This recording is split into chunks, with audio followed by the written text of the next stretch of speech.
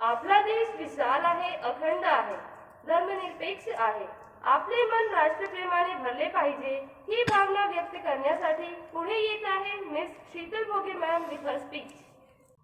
सलाम करा या तिरंग्याला जी तुमची शान आहे. मान नेहमी वर उंच ठेवा जोपर्यंत प्राण आहे, जोपर्यंत प्राण आहे. सुप्रभात.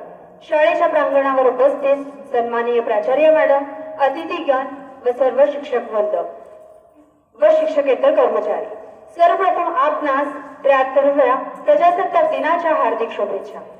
आज 26 जानेवारी प्रजासत्ताक दिवस प्रत्येक भारतीयांसाठी आनंदाचा, उत्साहाचा, सन्मानाचा आणि अभिमानाचा दिवस.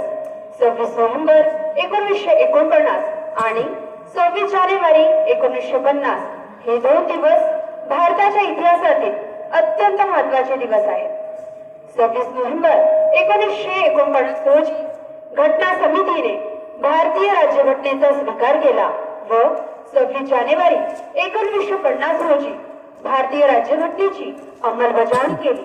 त्यानुसार भारत एक प्रजासत्ताक राष्ट्र बनले.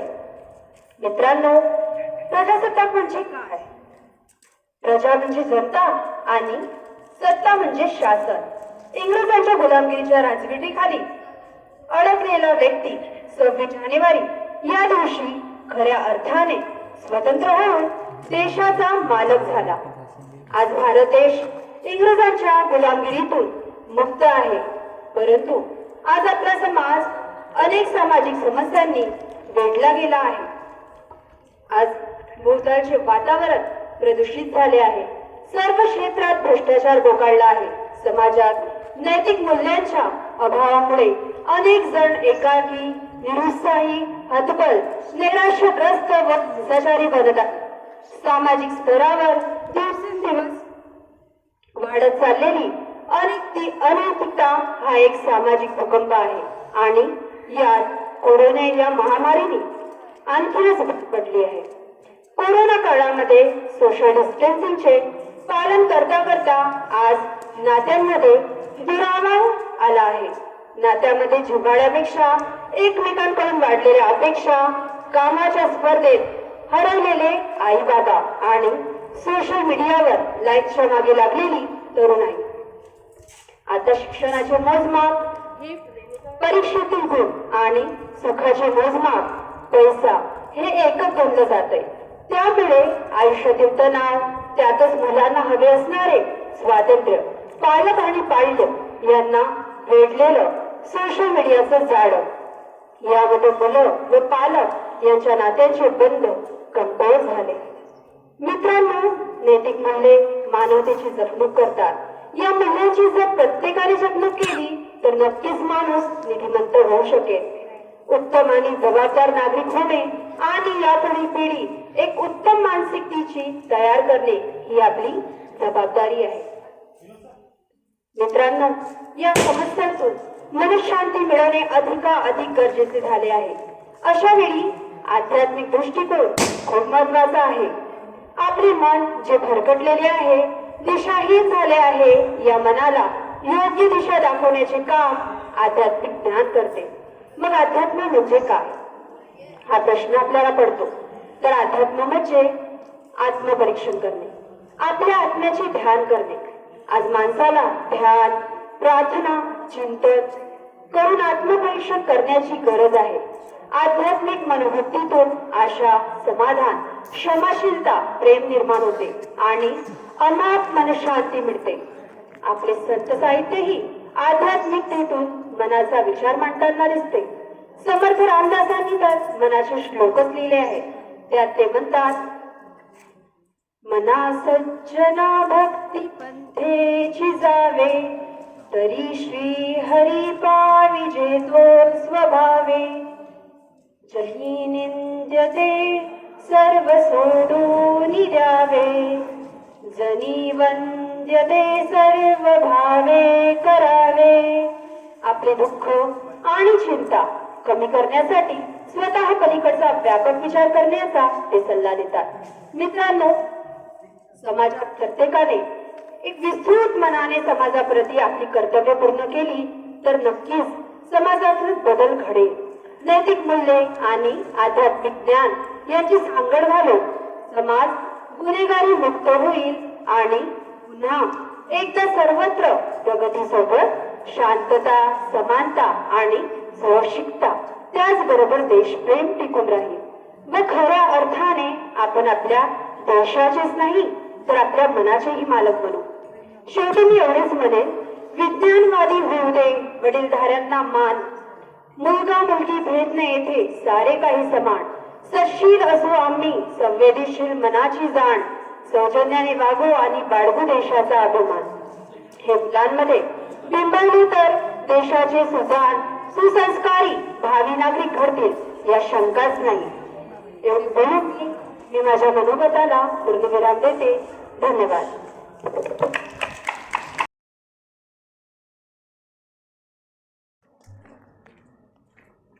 सुप्रभात. डीएवी के पवित्र प्रांगण में विराजमान पाठशाला की प्रधानाचार्य महोदया अपने भारत देश को संपूर्ण जगत के सामने महागुरु बनाने का स्वप्न आंखों में लिए यहाँ पर खड़े सभी गुरुजन वर्ग, गुरुजनों के कंधे से कंधा मिलाकर अपने देश का नाम दुनिया में रोशन करने का सपना देखने वाले और योगदान देने वाले ऐसे बालकगण, छात्रगण एवं पाठशाला के अन्य कर्मचारी वर्ग, आप सभी को 26 जनवरी की हार्दिक शुभकामनाएं. सदियों से बुझी हुई राख सुख बुगा उठी, सदियों से बुझी हुई राख सुख बुगा उठी, मिट्टी सोने का ताज कहीं मिठलाती है, हो रहा समय का रथ पर घर घर नाद सुनो, सिंहासन खाली करो कि जनता आती है, सिंहासन खाली करो कि जनता आती है. आज भारतीय इतिहास का स्वर्णिम दिन 26 जनवरी. इस प्रांगण में उपस्थित ऐसा कोई नहीं जो इस बात से बेखबर न हो कि कितनी निर्दयता से विदेशी शासकों ने हम पर अत्याचार किए, हम पर जुल्म किए, और उस समय प्रणाली भी ऐसी, व्यवस्था भी ऐसी, राजा और प्रजा. प्रजा यदि राजा के बारे में कुछ शब्द कह भी दे, उसके अत्याचारों का पुरजोर विरोध भी कर दे, तो मिलता क्या? अमानवीय सजा. ऐसे समय में महसूस हुआ क्यों ना एक ऐसी व्यवस्था बनाई जाए, एक ऐसी यंत्रणा बनाई जाए कि जिससे इन विदेशी शासकों के मंसूबों पर पानी फिर जाए. एसएसए ने खुले हाथों से इसका स्वागत किया. आपके मन में एक सवाल जरूर होगा, भारत का संविधान क्या मिला इससे? तो जैसा कि सभी जानते हैं, इससे हमें 6 मौलिक अधिकार मिले. उसमें से एक मौलिक अधिकार तो ऐसा कि जिससे व्यक्ति और समाज की सशक्तिकरण हो सके, जो व्यक्ति और समाज के सशक्तिकरण का माध्यम बन सके, वो अधिकार है शिक्षा का अधिकार. आप जानते हैं, इसी मौलिक अधिकार में थोड़े से परिवर्तन हुए.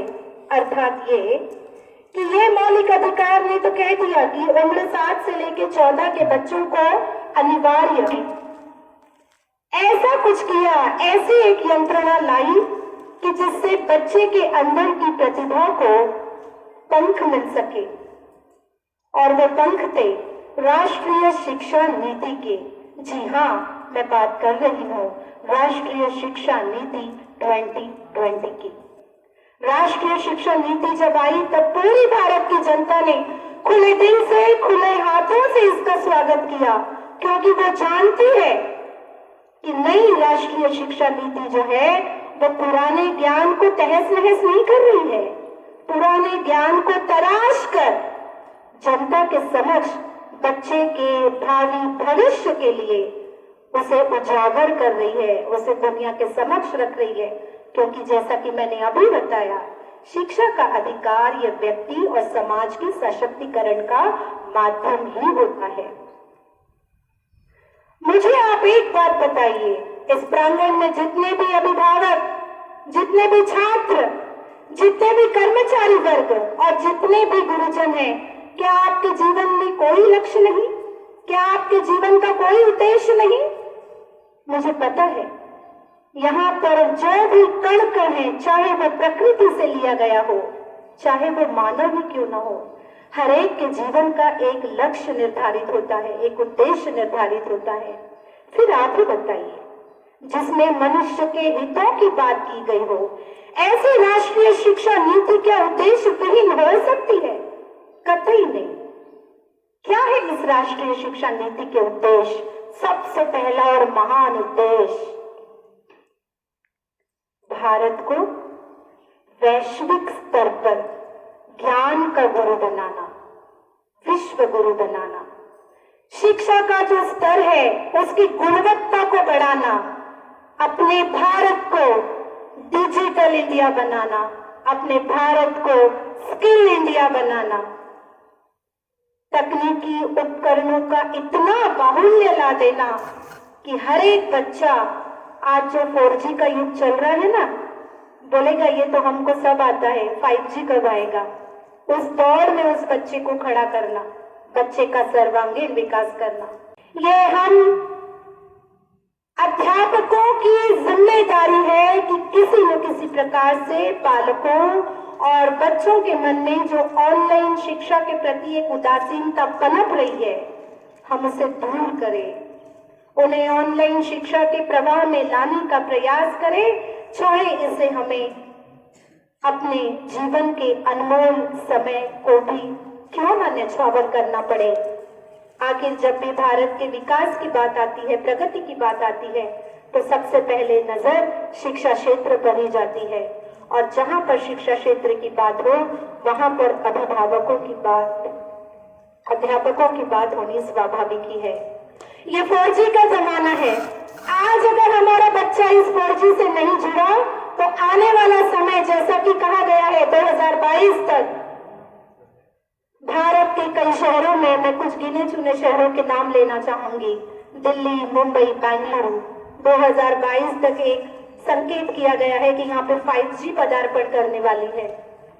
बताइए, 4G के साथ हमारा बच्चा यदि सामंजस्य, तालमेल स्थापित नहीं कर पा रहा, तो 5G के साथ क्या हमारा बच्चा दौड़ेगा?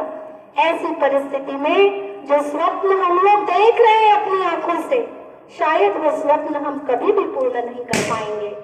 ऐसे समय में बहुत ज्यादा जरूरत है ईमानदारी की, निष्ठा की और एक मजबूत यादों की, कि किस तरह हम अपने अभिभावकों की उदासीनता को दूर करें, उन्हें ऑनलाइन शिक्षा से जोड़े, डिजिटलाइजेशन से जोड़े, स्किल इंडिया, डिजिटल इंडिया का स्वप्न जो हमारे भारत ने देखा है उसे हम पूर्ण करें। आइए हम शपथ लेते हैं कि हम अभिभावकों के मन में इस ऑनलाइन शिक्षा के प्रति, आभासी शिक्षा के प्रति एक सकारात्मक विचार प्रणाली को उत्पन्न करने का प्रयास करेंगे।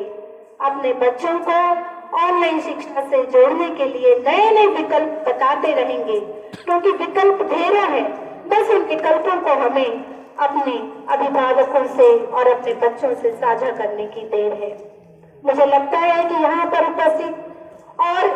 उपस्थित ही क्यों, इस भारत का प्रत्येक शिक्षक, प्रत्येक अध्यापक यदि अपने कर्तव्यों का निर्वाह अपने दिल से करता है, तन्मयता से करता है, अपनी पूरी शिद्दत और ईमानदारी से करता है, तो वो दिन दूर नहीं कि जिस दिन असल में हम अपने भारत की आजादी का स्वर्ण महोत्सव मनाएंगे। आइए शपथ लें कि हम अपने कर्तव्यों का निर्वाह पूरी निष्ठा और ईमानदारी के साथ करेंगे। जय हिंद, जय भारत। धन्यवाद। Freedom in mind, faith in God, pride in our hearts, memories in our soul. Let's salute the nation on this Republic Day. So, to share the feelings of patriotism with us, here comes Mr. Gajanan Chaudhary sir to deliver English speech. सारे जहां से अच्छा हिंदुस्तान हमारा. Nothing is more precious than independence and freedom. feel the feeling of patriotism, and enjoy the fragrance of Republic. Respected Principal Ma'am and teaching and non-teaching staff and all the parents present over here, a very happy Republic Day to you all. Don't see others doing better than you. Beat your own records every day, because success is a fight between you and yourself. Freedom is never voluntarily given by the oppressor. It must be demanded.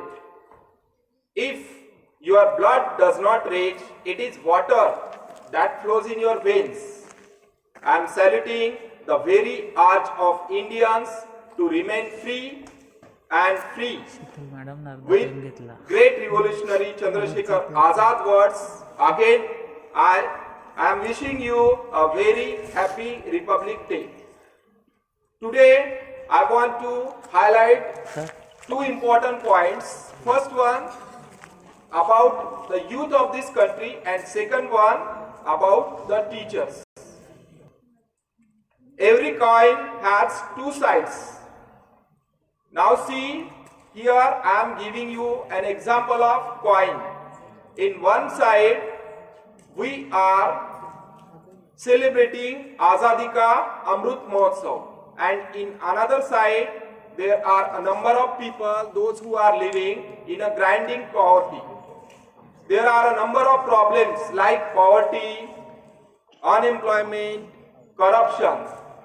So, how can we come out from this problem? How can we eradicate these problems? So, youth can play a very important role.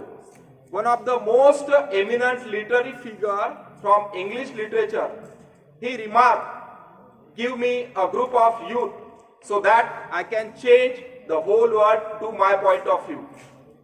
So, first of all, I would like to say some of the important daily happenings. What happened in 2020, UPSC topper Shubham Kumar. People just talk about his achievement. He said, "This is not my achievement. When I will do something for my country, that would be my achievement." So the younger generation should have such type of passion and dedication towards their country. Now see, Japan is 9 times smaller than India.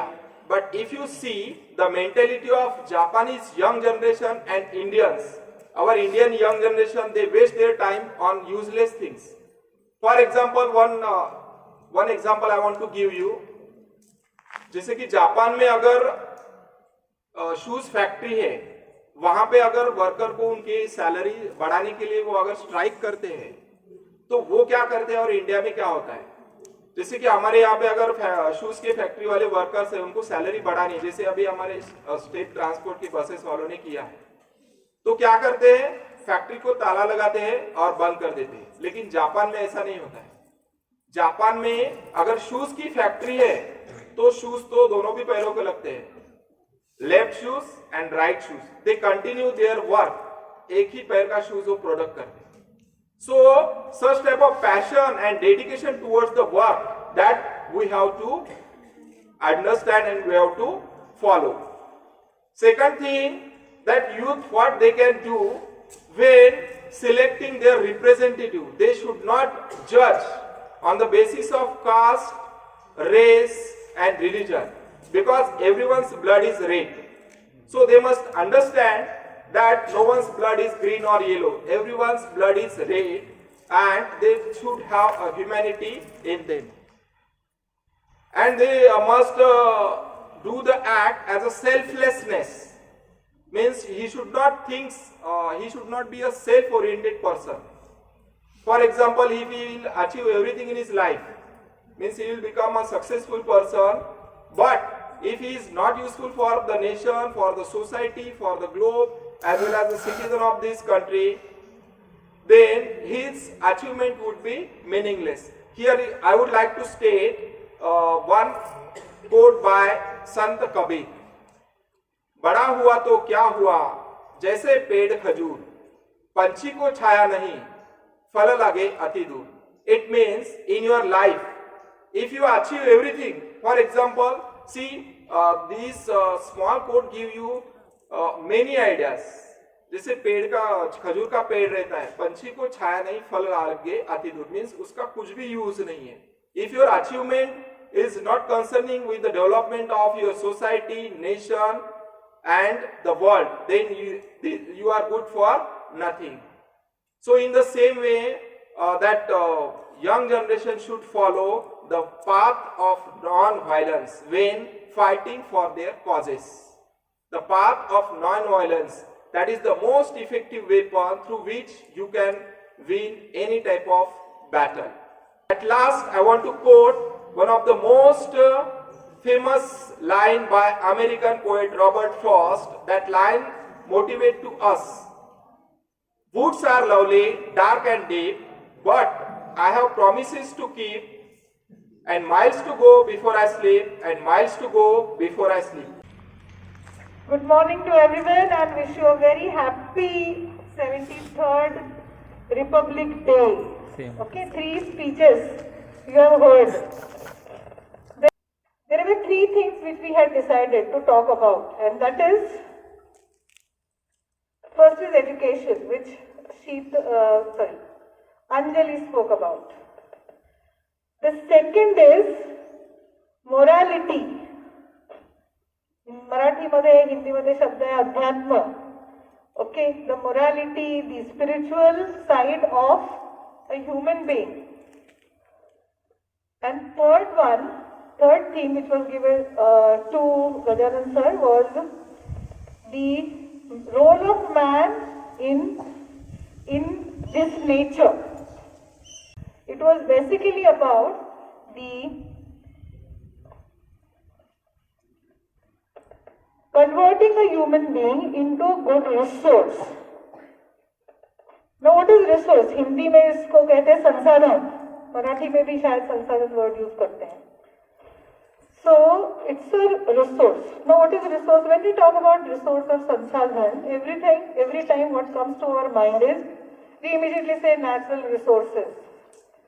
Water, air, the greenery around us, that is vegetation and all. But we forget that we are also a resource provided by the nature. मनुष्य एक ऐसा resource है, ऐसा संसाधन है जो सिर्फ natural नहीं है, नैसर्गिक नहीं है, वो ह्यूमन रिसोर्स भी है. क्यों? क्योंकि birth might be the natural thing, but converting us newly born child into an able human being is a human process. It is a process. तो जो मनुष्य बच्चा है उसके ऊपर अगर संस्कार, उसको शिक्षा हम देंगे तो वो बच्चा जो है वो एक नेचुरल रिसोर्स, मतलब नैसर्गिक संसाधन से एक ह्यूमन रिसोर्स बन जाएगा. ये दुनिया बेहतर बन रही है तो भी वो हमारे बुद्धि और कार्य के कारण, अगर वो बर्बाद हो रही है तो भी वो हमारे, मतलब मनुष्य के बुद्धि और कार्य के कारण. So now it's the high time we have to understand that we have to make us an able human resource. And here comes the role of education, which Anjali talked about. यहाँ पहले वो topic आता है कि education. Now this education is formal informal both.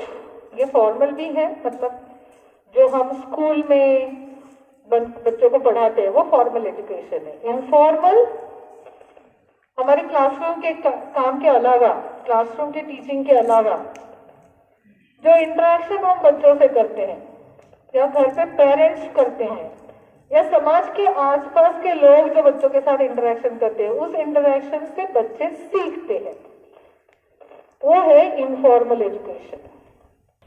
तो हम एक शिक्षक, as a teacher, as a parent, as the elderly people around these small children, Here we have to make ourselves a better resource.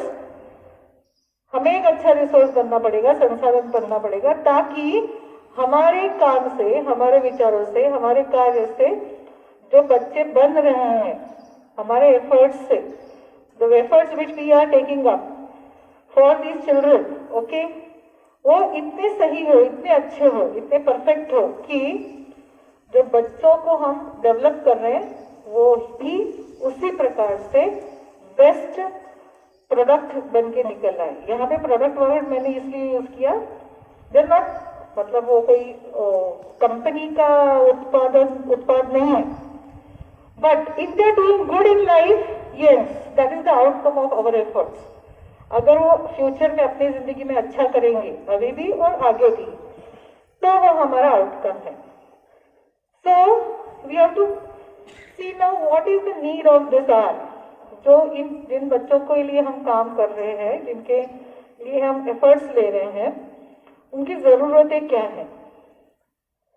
उनकी ज़रूरतें बहुत, Anjali was talking about 4G and 5G. तो 4G technology use करना, 5G technology use करना, इसका मतलब क्या है? आप कहेंगे हमारे यहाँ तो 2G नहीं आता। When she was preparing for the speech, I was telling her the same thing. हमारे यहाँ तो 2G भी ढंग से नहीं आता, तो what are you talking about 4G? ठीक है, यहाँ नहीं आता, बट दुनिया में कहीं ना कहीं तो आता है। हमारी दुनिया यहाँ तक सीमित नहीं है। Physically we might be here, but we have to remember the same technology is allowing us to go anywhere in the world by being here physically. तो 4G 5G क्या है? ये स्पीड है। This is the speed at which the world is moving ahead, the world is working. हमें 4G की जगह पे 5G की जरूरत क्यों पड़ती है? She gave some names of cities, कुछ cities का नाम लिया उसने। यहाँ पे 5G शुरू होने वाला है, यही cities में 5G पहले क्यों? It is the speed at which the work is done in these cities. So if we also, now it's at macro level we have to see. अगर वो macro level में 5G world में आ रहा है, हमारे यहाँ नहीं मिल रहा है, इसका मतलब the speed of work which is required in this world, we have not reached till there.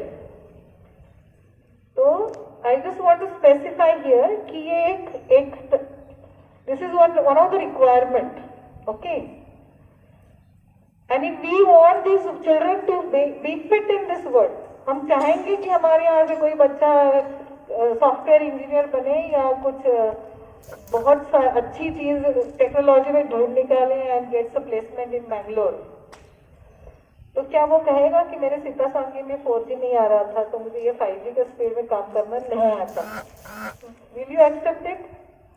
अच्छा लगेगा आपको? नहीं। So even if whatever may be the physical constraints here, we have to get the children ready for this requirement of the world. दुनिया का जो जरूरत है उसके लिए बच्चों को तैयार करना पड़ेगा। So this is that what she was talking about. Skill, she spoke about skills. तो बहुत सारे skills हैं। Now these skills are not only required to earn the livelihood. अब तक हम सोचते थे कि स्किल का मतलब क्या है कि जो प्रोफेशनल कॉलेजेस में पढ़ाया जाता है, इंजीनियरिंग कॉलेजेस में इंजीनियरिंग स्किल्स सिखाए जाते हैं, आर्किटेक्चरल कॉलेज में आर्किटेक्चर रिलेटेड स्टडीज की जाती है, मेडिकल कॉलेज में मेडिसिन सीखते हैं बच्चे। These are all professional, all these professional courses are skills. अगर बहुत ज्यादा पढ़ लिखने में अच्छा नहीं है बच्चा तो ITI चला जाता था। But there is, now you have to understand, it's not, no skill is inferior and no skill is superior. Correct? कोई व्यक्ति हो सकता है जो MBBS में MD भी कर लिया, चलो मेडिसिन में MD कर लिया, बट घर में जो नल है वो बह रहा है, उसको वॉशअप निकल गया, is not able to fit it. Who is required? Somebody might have passed 10th class only with 40%, but went to the ITI and did this, learned this job of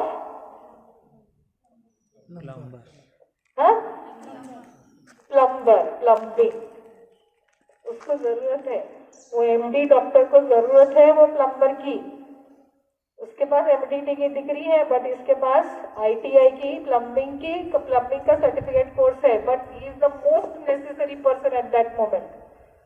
this is what is need to be understood at this hour कि एजुकेशन का मतलब सिर्फ higher degrees नहीं है, समाज में हर प्रकार का स्किल जरूरी है. There are certain life skills also. The major life skill which has come forward during the pandemic period. बहुत सारे लोग बैंगलोर हो, मुंबई हो, बड़ी बड़ी सिटीज में बहुत ज्यादा पैसा कमा रहे थे, महीने में 1.5-2 लाख की सैलरी ले रहे थे, but not able to cook. एक वक्त खिचड़ी बना के भी खाना मुश्किल हो गया था उनको, because they were not able to cook, उनको खाना बनाना नहीं आ रहा था. So these are life skills. So by skills we mean these all those life skills which are required to live a good life. Focus is not on earning good money, but focus is on living a good life. ये focus हमें भी अपने दिमाग में डालना है और उसी के साथ बच्चों को भी तैयार करना है. Next topic which we try to connect it with the morality, spirituality. Okay, spirituality से morality आती है, because spiritual things, people sometimes say it is very illogical. Spiritual things अध्यात्म illogical है, नहीं, उसको वो रूपक है. That life support, rather I will say mind support, when we are in difficult situations and going haywire, the mind is going haywire, not able to understand and decide what to do. उस situation में help करने वाला जो mind support है वो ये अध्यात्म है, दैट इज स्पिरिचुअलिज्म है. Now how will children B spiritual?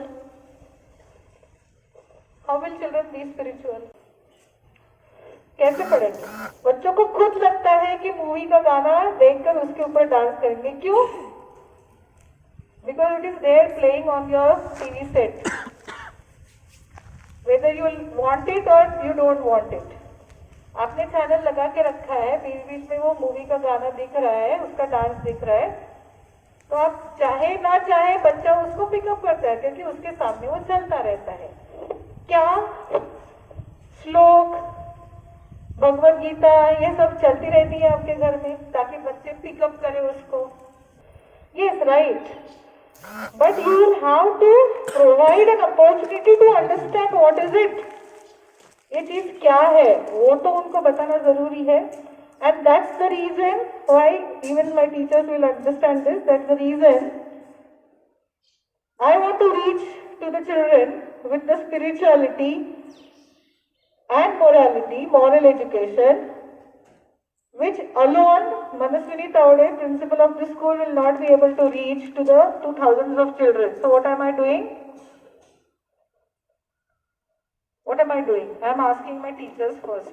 चलो पढ़ो, गणपति स्तोत्र बोलो, अथर्व शीर्ष. And it's there. You're becoming a better resource day by day. Especially this pandemic period, I will say, we have not wasted time. We are definitely have utilized this time to making the staff of the school becoming a better resource. And it's not only teaching staff, but even the non-teaching staff is involved in all this entire process. And we have to continue with this process so that we can reach out to the children as a better facilitator, better preacher, better teacher.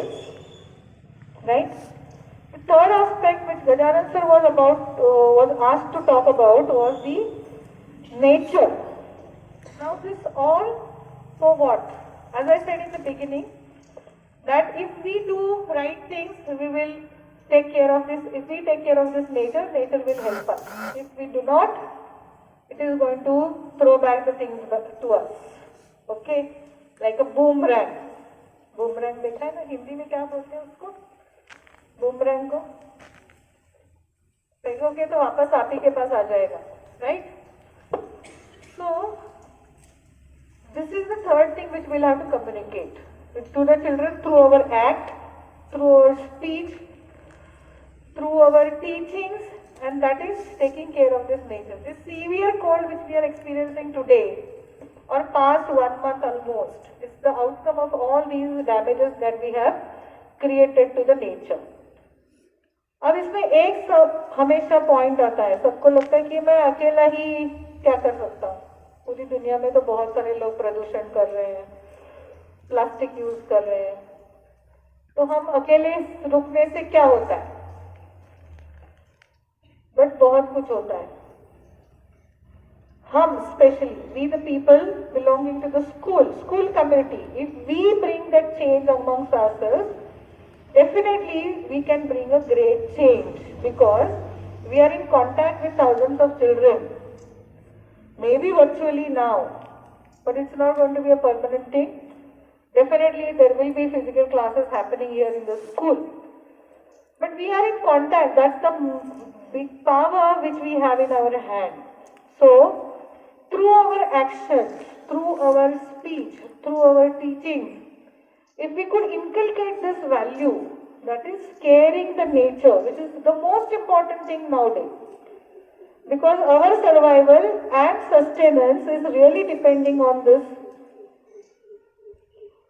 nature, the quality of nature. Okay, so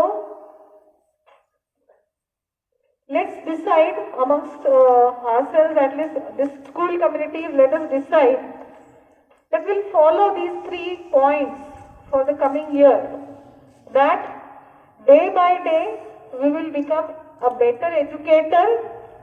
अब education देने का काम सिर्फ teachers का नहीं है, जो आसपास के लोग हैं, बच्चों के आसपास जो हम सब रहते हैं, वो टीचिंग स्टाफ हो, नॉन टीचिंग स्टाफ हो, कॉन्ट्रेक्चुअल स्टाफ हो, जो हाउसकीपिंग का काम करता है, गार्डनिंग करता है, ये सभी को ध्यान में रखना है कि हमारे आचरण से बच्चे सीखेंगे. सिखाने का काम सिर्फ टीचर का नहीं है, सभी का है. तो जहां जहां हमें लगता है कि बच्चों को हम दुरुस्त कर सकते हैं, वहां वहां सभी को वो एफर्ट लेना है, और उसके लिए सबसे पहले हमारा अपना आचरण हमें सही करना है. ठीक है, उससे क्या होगा, हम और एक अच्छा मानवीय संसाधन बनेंगे. मैं ये वर्ड याद करने की कोशिश कर रही थी, ह्यूमन रिसोर्स को, फाइनली आई गॉट इट. तो एक अच्छा मानवीय संसाधन हम भी बनेंगे, और उसका फायदा हजारों बच्चों को हम एक साथ दे सकते हैं. और यही 1000 बच्चे अगर educationally, morally, spiritually strong and environmentally aware होंगे, तो भले एक अकेले मनस्विनी तावड़े और एक अकेले अंजलि राघव थे, एक अकेली शीतल भोगे और एक अकेला गजानन चौधरी सर नहीं कर पाएंगे चमत्कार, लेकिन हम सब मिलके जरूर कर पाएंगे, because hundreds, thousands of children are at our discretion and there is addition every year. Correct? And these 1000 children will definitely bring that change. So let me end here at the positive and promising note that yes, we will continue with these efforts of becoming a better human resource every day, and we will create a good human resource for the coming years of this world. Thank you very much, and once again wish you a very happy Republic Day, and let's hope this chill,